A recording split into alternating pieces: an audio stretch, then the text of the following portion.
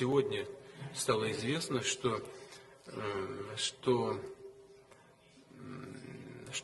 Великобритания устами заместителя главы Министерства обороны этой страны объявила не только о поставках танков на Украину, но и снарядов с объединенным ураном. Похоже, что Запад действительно решил воевать с Россией до последнего украинца уже не на словах, а на деле. Но хотел бы в этой связи отметить, что если все это будет происходить, то соответствующим образом Россия вынуждена будет реагировать, имея в виду, что коллективный Запад начинает применять уже оружие с ядерным компонентом. 22 mars 2023, on se retrouve donc, comme promis, en ce mercredi, pour on va parler d'un sujet bien grave. Bon, d'abord, je voulais passer un remerciement à ceux qui m'ont apporté leur soutien, en particulier à Brun. Brun, merci pour ton soutien sur Tipeee, c'est génial, c'est très apprécié, merci. Et puis, si vous souhaitez me soutenir aussi, s'il vous plaît, partagez cette vidéo, si vous pouvez, partagez-la. Sinon, mettez-moi un pouce, mais partagez-la parce que depuis que j'ai fait la vidéo sur les biolabs il y a quelques temps, je ne sais pas si vous l'avez vu, vous regardez sur ma chaîne, elle est toujours là, hein. Elle n'a pas été censurée, mais depuis on m'a mis, YouTube n'a pas aimé cette vidéo, j'ai bien compris, elle a bien marché, c'est une de mes vidéos qui a été le plus vue, mais YouTube, c'est pas vraiment leur tasse de thé, donc du coup on m'a mis un peu, on appelle ça shadowban, hein, un bannissement de l'ombre, on va dire en français. Et donc du coup, voilà, mais j'ai bien pu constater sur les statistiques que depuis cette vidéo, tout a chuté, les vues, voilà, etc. C'est normal, c'est normal, c'est le risque à courir. Je suis content de l'avoir fait quand même cette vidéo parce qu'elle était très importante. Et puis bon, si vous l'avez pas encore vue, n'hésitez pas à aller la voir en regardant sur ma chaîne, hein. Et puis donc merci à ceux qui me soutiennent. Et puis si vous pouvez partager, parce qu'il n'y a que comme ça que j'arriverai à développer cette chaîne, parce que de toute façon YouTube ne va pas m'aider, hein, ça c'est sûr. Donc on devait parler d'un sujet grave, très grave, dont les médias ne parlent pas. Bon, ils ont d'autres sujets en ce moment en France à parler. Bon, voilà, Macron qui s'exprime, voilà, pour dire rien du tout, en fait, comme d'habitude. Donc bon, voilà, une réforme totalement injuste et inutile, mais bon, ça c'est évident, les gens se révoltent et je les comprends. Et je les soutiens parce que c'est normal d'être contre une réforme, ce qu'ils appellent une réforme comme ça. Enfin, bon. Donc, moi, je veux parler d'autres choses, puisque mon sujet, c'est pas vraiment la politique nationale, c'est pas vraiment la politique intérieure, c'est plus la géopolitique internationale. Et donc, on y revient, et on a quand même un sujet très grave. C'est le ministère de la Défense britannique qui annonce qu'avec la livraison prochaine de Challenger 2, donc leur fameux tank Challenger 2, donc, qu'il faut livrer avec des grues pour permettre de les retirer du champ de bataille si jamais ils peuvent plus marcher tout seuls, parce que il faudrait surtout pas que les Russes les attrapent, parce qu'ils pourraient découvrir le secret du blindage de ces chars. Bon, je vous avais parlé aussi dans une vidéo, si vous la cherchez, vous pourrez toujours la retrouver. Et donc, bon, ces fameux Challenger 2, quand ils vont être livrés avec, en cadeau, des obus, mais des obus, pas n'importe quels obus, des obus à l'uranium appauvri. Voilà. Alors ça, c'est une escalade terrible. C'est vraiment... on nous parle de bombes sales, que la Russie voudrait utiliser une bombe sale. Enfin, bon, on nous a fait tout un pataquès avec cette histoire complètement fabriquée, qui n'est sur rien du tout. Mais là, la bombe sale. La bombe sale, c'est les obus à uranium appauvri que l'Angleterre, enfin que la Grande-Bretagne, que le Royaume-Uni, pour être plus précis, a décidé de livrer à l'Ukraine. Bon, ça veut dire quoi? C'est un aveu de défaite. Ce n'est rien d'autre que la reconnaissance de la défaite du camp otanien, du camp occidental. C'est tout.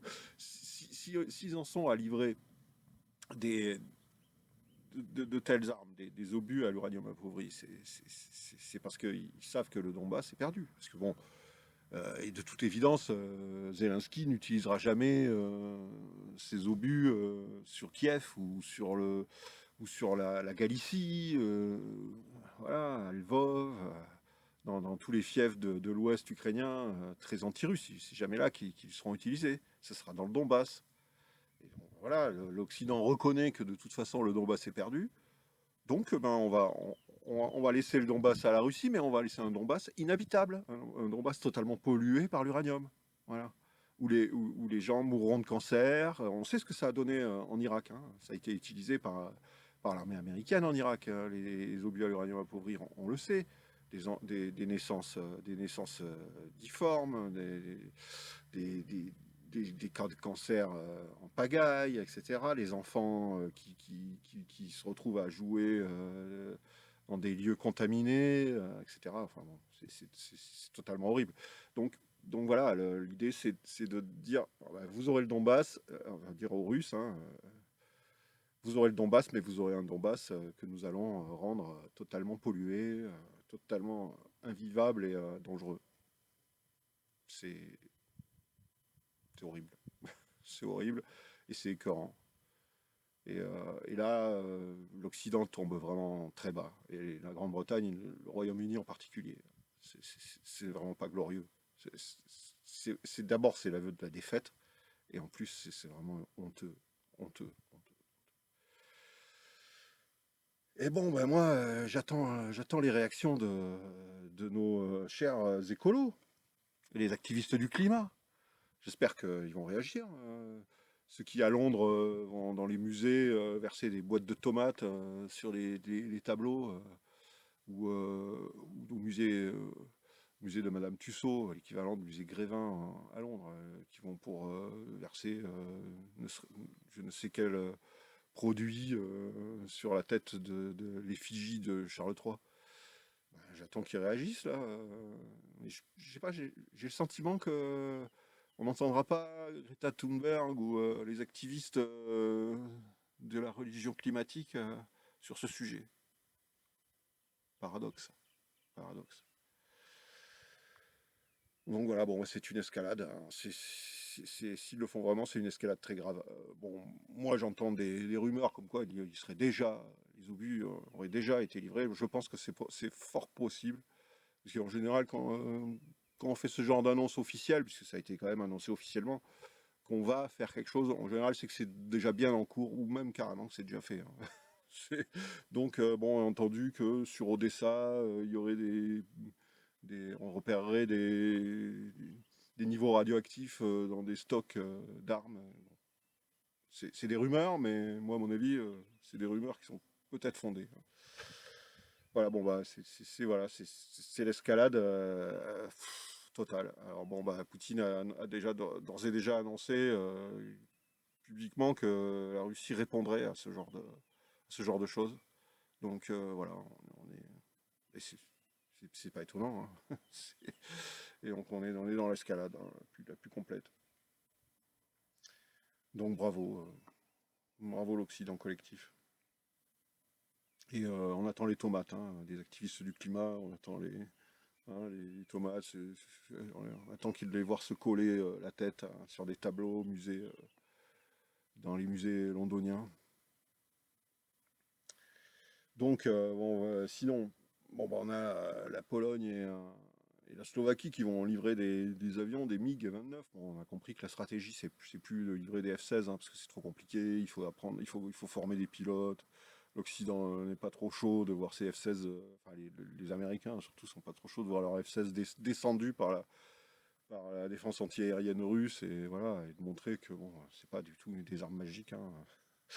Donc bon, ça sera bien, nous devrons se contenter de vieux MiG-29 qui pourrissaient dans des hangars en Pologne, en Slovaquie. Mais la Slovaquie réclame quand même à l'Union européenne 900 millions d'euros pour livrer ses combien 12, je crois, 12 MiG-29, 12 vieux MiG-29 rouillés. Mais elle demande une compensation, hein. Voilà, c'est comme ça que ça marche, hein. Tout est monnayable, hein. La Slovaquie donc demande 900 millions d'euros pour les livraisons donc, de ces 12 MiG-29, pauvres vieux MiG-29 à l'Ukraine. Bon, la Pologne probablement va demander aussi, je crois qu'ils en ont promis 4, les Polonais. Bon, bah, il n'y a pas de raison, hein, on demandait aussi de l'argent. Alors les Polonais seraient en train de discuter, en Pologne, on serait en train de discuter de la possibilité d'envoyer des HIMARS polonais, donc des lance-missiles américains, hein, qui donc sont en dotation dans l'armée polonaise, de les envoyer à la frontière de Kaliningrad.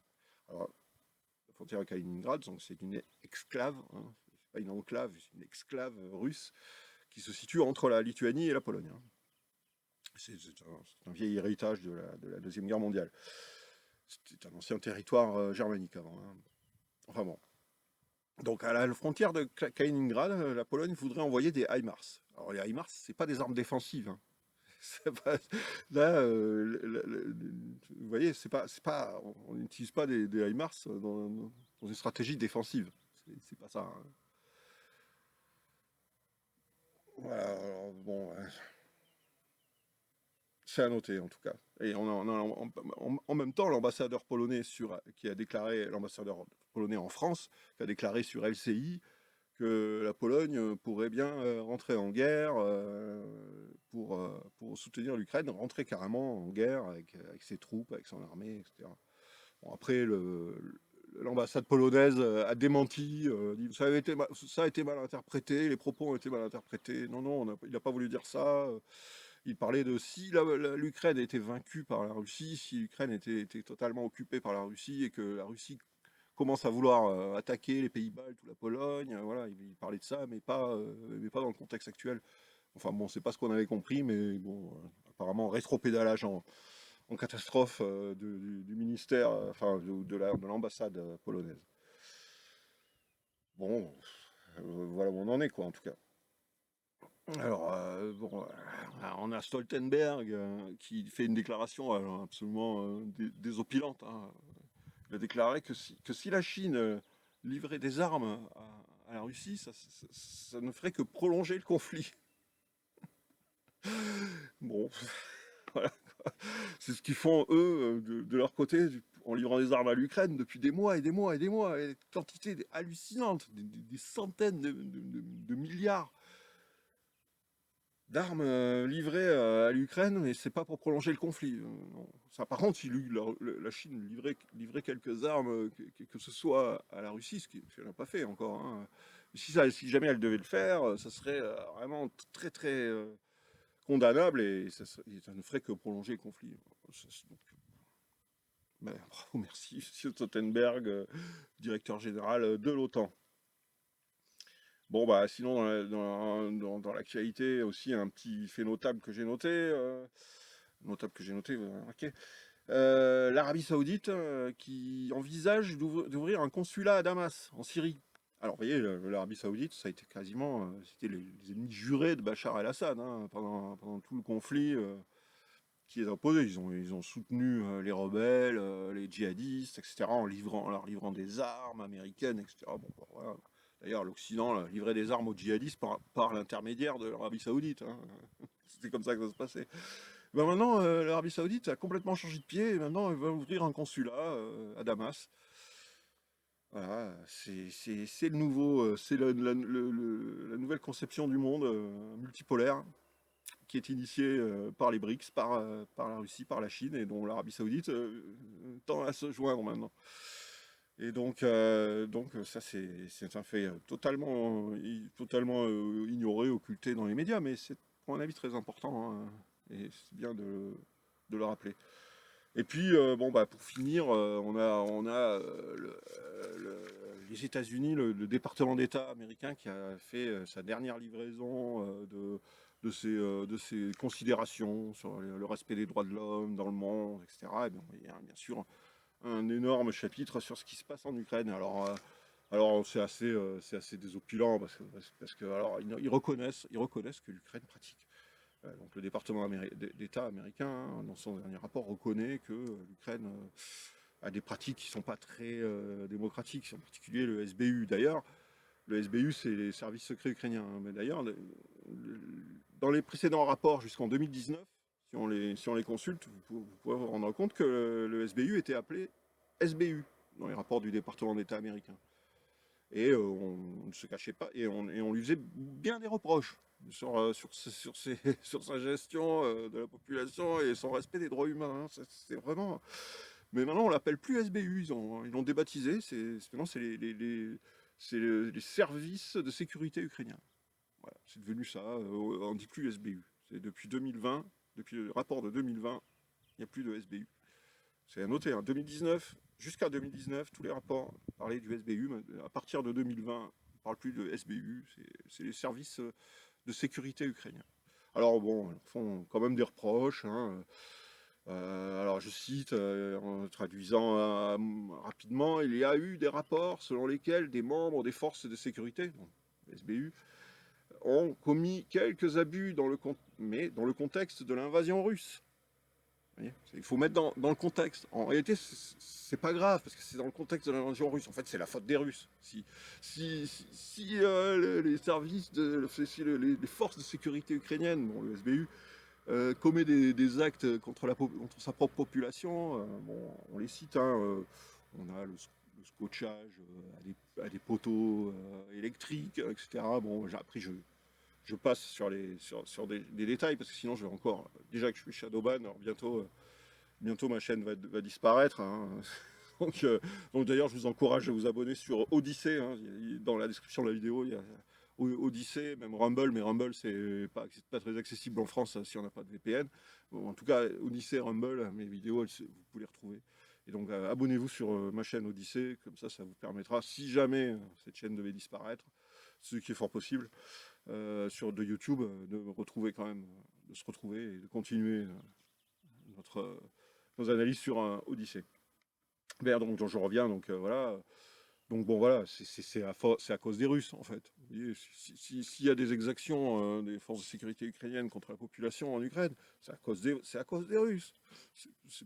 Bon, il est vrai que si on regarde les rapports avant l'intervention russe en Ukraine, donc avant 2022, il y avait déjà des exactions. Et là, on ne mettait pas sur le dos des Russes. Mais maintenant, c'est la faute des Russes. C'est assez marrant, hein. C'est assez drôle. C'est assez drôle si ce n'est pas un sujet triste, hein. Alors, on a des tonnes et des tonnes, des centaines, on a tellement de vidéos qui prouvent ces exactions, que ce soit contre la population ukrainienne ou contre les prisonniers aussi, les prisonniers russes. Bon, et en particulier contre les Ukrainiens russophones aussi, hein. D'ailleurs, là-dessus, c'est cité dans le rapport, hein. Donc, si certaines personnes, si on n'a pas respecté les droits de l'homme pour certains citoyens ukrainiens, c'est parce qu'ils étaient soupçonnés de collaborer avec la Russie. C'est excusable, hein. On les attache à des poteaux, mais c'est parce qu'ils sont soupçonnés ils parlent russe. Alors, vous comprenez, vu qu'ils parlent russe, probablement ils soutiennent la Russie. On sait qu'il y a des internautes ukrainiens qui avaient posté avant l'intervention du 24 février 2022, qui avaient posté des posts, donc des textes plutôt favorables à la Russie, etc., qui se sont fait arrêter, qui ont été emprisonnés, embastillés, même s'ils avaient supprimé d'ailleurs leur compte et leur post, hein. C'est pas grave, on est allé chez eux, on les a arrêtés, voilà, uniquement pour avoir posté des opinions jugées pro-russes par le régime de Kiev. Mais ça, ils le reconnaissent dans le rapport, mais c'est pas grave, c'est à cause des Russes. Et puis de toute façon, toutes ces exactions dont ils parlent, hein, il y en a toute une liste, hein. Si je le retrouve, là, je vous mettrai les images, mais il y a toute une liste. Toutes ces exactions, c'est rien comparé à ce qu'ont fait les Russes. Les Russes ont fait mais beaucoup plus apparemment. Bon, ça, on ne sait pas trop, mais bon, on n'a pas autant d'images, mais enfin, qui le prouvent, mais on est censé le croire. Bon. Et voilà, donc alors, ils nous disent dans le rapport, hein, que y avait les droits de l'homme de plus de 1000 individus arrêtés n'ont pas été respectés. Bon, plus de 1000, on est gentil, hein, en Ukraine. Hein. Plus de 1000 individus arrêtés ont vu leurs droits de l'homme ne pas être respectés, mais ils étaient soupçonnés d'avoir soutenu la Russie. Voilà. C'est la faute à la Russie, en fait. C'est bien clair. Et puis bon, pareil pour la liberté de la presse. J'ai énormément de publications qui ont été fermées, interdites, des chaînes de télé, etc. Mais c'est à cause de l'intervention russe. C'est la faute des Russes. Les Ukrainiens, ils font ça, mais c'est pas leur faute, c'est la faute des Russes. Voilà, bon, bah, c'est tout ce que j'avais à dire. Alors voilà, après, bon, ouais, après on a les mêmes genres de rapports de l'ONU. Alors bon, évidemment, j'en ai parlé il y a quelques jours, l'ONU avait fait un rapport aussi sur le non-respect des droits de l'homme en Ukraine, mais bon, évidemment, ils avaient compensé ça en disant, oui, mais les Russes en font encore plus, hein, c'est encore plus le cas des Russes. Voilà. C'est c'est pas moi, madame, le Russe, il a fait pire que moi, hein. Bon, c'est leurs seuls arguments. Bon, ben voilà, on va se quitter là-dessus. Donc je vous l'ai dit, hein, n'hésitez pas à vous abonner sur Odyssée, n'hésitez pas à partager cette vidéo, et puis voilà, un petit pouce si vous voulez. Et puis si vous voulez me soutenir, pareil, il y a les liens sur la vidéo, il y a les super thanks, voilà. Et puis voilà, ben, j'espère qu'on verra comment ça tourne. Bon, ah oui, je vous en ai pas parlé, parce que l'arrestation de Trump, bon, l'arrestation de Trump n'a pas eu lieu, évidemment, hein. Évidemment, c'était Trump qui avait débunké le truc à l'avance. Bon, voilà, évidemment, les poursuites sur cette affaire, guignolesque, Stormy Daniels, bon, les poursuites vont se poursuivre, hein. De toute façon, ils vont tout faire, hein, les démocrates, pour empêcher Trump de revenir au pouvoir, hein, en 2024, hein, ça c'est sûr, hein. Mais bon, pour l'instant, il n'a pas été arrêté comme on nous l'avait annoncé. Et je pense que s'il l'était, ça serait vraiment, ça serait vraiment, ça serait vraiment, aux États-Unis, je pense on irait droit vers une forme de guerre civile. Je ne sais pas comment le dire autrement. Alors bon, il y a un fake qui a circulé, qui a été vu des millions de fois, où on voit Trump arrêté. Il a trois jambes, hein, Trump. Sur le fake, ça a été fait par ouais, une imagerie artificielle. Enfin bon, est assez dérisoire. Ok, je veux pas faire non plus des vidéos trop longues, alors on va en rester là, et puis on se retrouve bah, peut-être en fin de semaine, si possible. Et puis bonjour chez vous.